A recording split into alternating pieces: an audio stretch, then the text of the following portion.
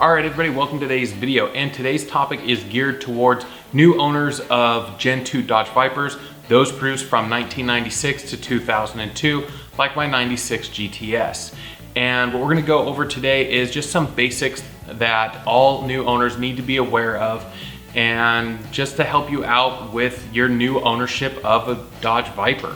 So first, I want to congratulate you on purchasing a Dodge Viper. These are amazing cars, but they're definitely something you should be respecting, because I'm sure you've heard all the horror stories and seen all the posts online about these cars getting totaled because people aren't aware of how to drive them.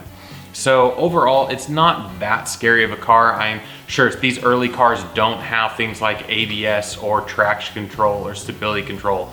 But as long as you're out there taking it easy and getting familiar with the car and building up your comfort level, you shouldn't have any problems driving these cars and in just spending years of time enjoying the vehicle.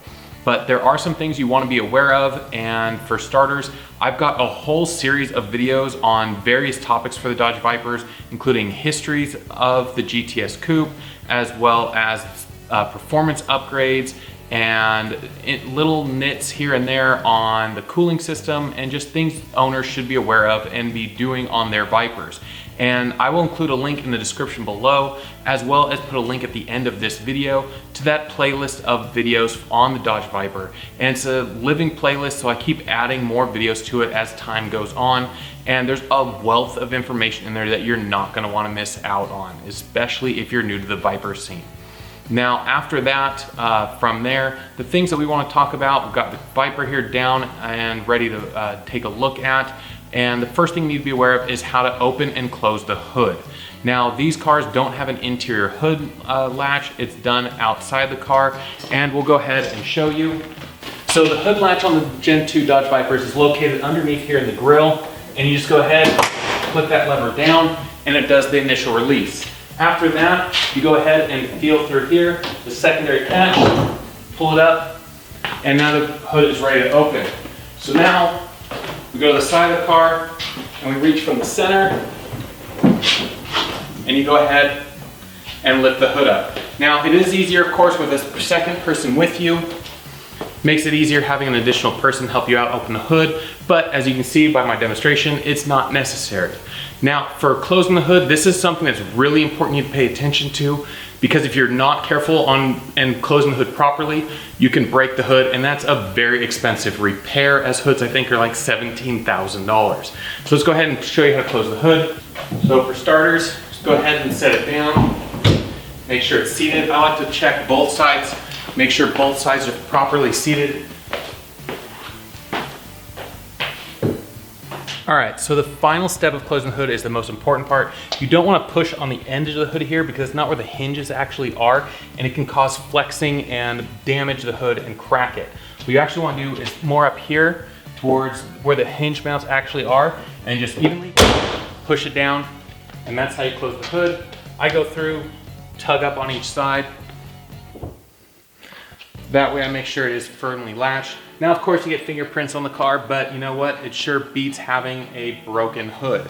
Now, one other tip on these Gen 2 cars is if you ever find yourself in a situation where it just keeps cranking over and cranking over and cranking over, but not actually starting, not to worry. Odds are the fuel system just lost its prime and needs to be reprimed. So the cause of this is the fuel pump assembly has a check valve in it, and that check valve is what keeps the pressure in the fuel line when the car is turned off and sitting. Now, over time, this check valve deteriorates, and it can bleed off the fuel pressure in the fuel line, causing the car to not start, because while it's trying to rebuild that pressure, the safety system in the car ends up cutting off power to the fuel pump. So in order to remedy this situation when you're out somewhere, just go ahead and turn the key to the off position, turn it back to the run position, and cycle it just like that 3 or 4 times, and that will allow the fuel line to be reprimed, and then the car should start right up and you can go about your business.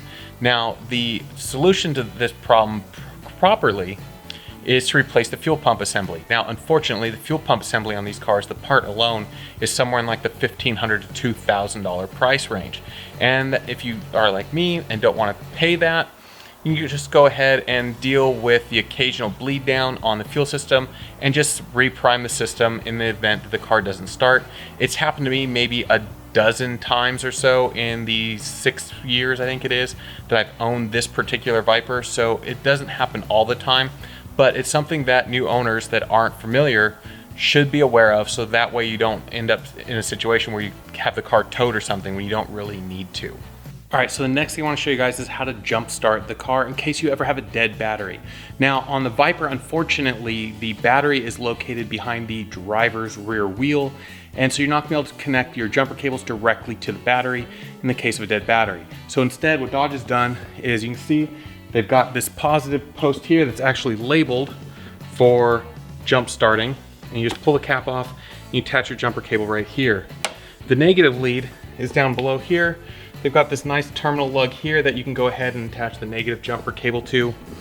And that's all you really need to know about how to go ahead and jump start your Dodge Viper in the case of a dead battery. All right, now if the battery is dead to the point where you can't even get the doors open because they are an electronic latch system, what you're gonna have to do is pop the rear hatch of the car and then reach through the vehicle and grab the mechanical latches, so that way you can go ahead and pop the door open that way. And once you do that, you can get inside the car and then you can jump start the vehicle and be on your way again. All right, and those are some initial tips on Viper ownership for those of you that are new to the Viper community, especially these Gen 2 cars.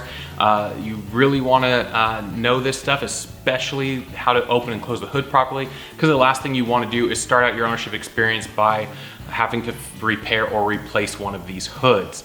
And as I mentioned at the beginning of the video, you're gonna wanna check out that playlist that I put together. There are, I think, over 24 videos in there already as of filming this video. And I'm gonna be putting more videos in there in the future. And as I mentioned at the beginning of the video, I put a link in the description below for that playlist, and we'll include a link at the end of this video to that playlist as well. So that way you can get familiar with these cars, because there's a wealth of information in there that you're not gonna wanna miss out on. And as time goes on, I will be putting even more content in there. So if there's anything specific that you're curious about or want more information on, go ahead and put those in the comment section down below, and I will definitely read all of your comments and take those into consideration for future videos. And I hope you found this video helpful as always. If you did, go ahead and smash that like button. Give me that thumbs up. It helps me out tremendously with that YouTube algorithm. And of course, if you want to be kept up to date with all my future uploads, don't forget to smash that subscribe button down below and ring that notification bell as well, so that way YouTube will keep you up to date with all the videos I do in the future. And as always, guys, I will see you the next video.